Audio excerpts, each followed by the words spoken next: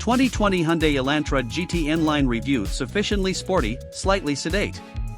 The 2021 Hyundai Elantra sedan might be living in 2050 with its wild, triangular styling, but the Elantra GT hatchback remains clothed in yesteryear's design for the foreseeable future. Despite the older countenance, the GT is still receiving big updates, including last year's new N-Line trim that replaces the outgoing Sport model. It's no full-fat Veloster N, but there's a whole lot to like about this under-the-radar 5-door, and I think it'll appeal to a pretty wide swath of sport-adjacent buyers. A new old look. Despite being an old design compared to its sedan sibling, the 2020 Elantra GT still looks good, just a bit less weird.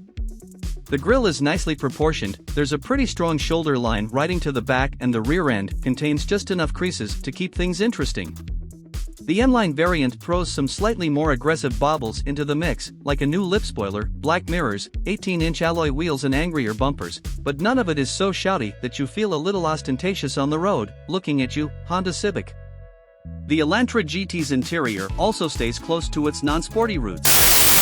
While many of the touchpoints are pretty decent, I feel the inside lacks the visual punch and fit and finish of competitors like the Honda Civic C and VW Golf GTI, which offer a few more interior reminders of the car's sportier nature. That said, the hatchback's red accents are welcome and the leather seats are both smooth and supportive. The back doesn't feel like it's missed out on any of the fun, either, wearing the same materials and offering up a solid amount of space for taller passengers. 3-pedal harmony. One of the GT N-Line's closest competitors, it starts with an H and ends with Honda Civic C, left me feeling underwhelmed by how its standard 3 pedals worked in conjunction with the rest of the powertrain.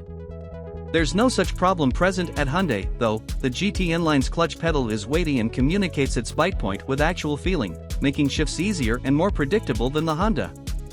The Elantra also has virtually no rev hang, so spirited driving can include spirited shifts with less driveline violence or unnecessary clutch slipping. The shifter itself might have some average length throws. I wish the Veloster Turbo's B&M short shifter were here, but the stick is precise and nicely weighted. Good tech, as expected. It's getting to the point where I'm running out of new words to convey my praises for Hyundai's infotainment tech.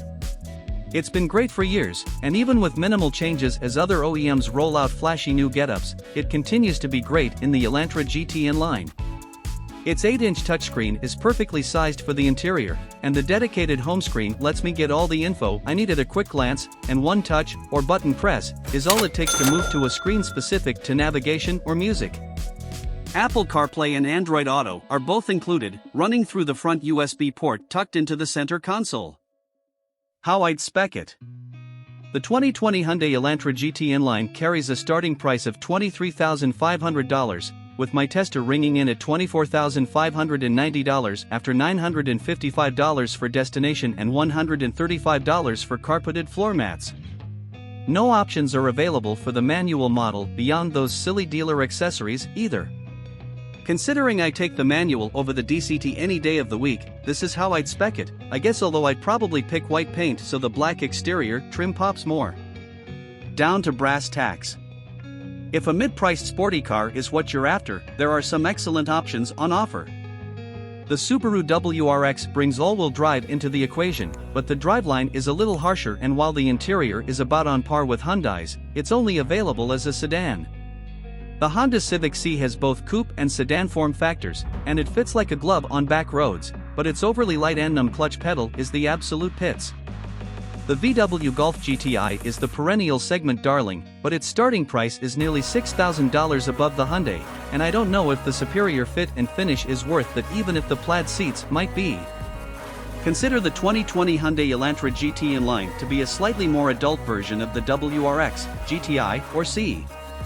It's a little tamer both in its looks and in the powertrain department, but it still has no problem letting loose and rewarding the driver with every flick of the wheel.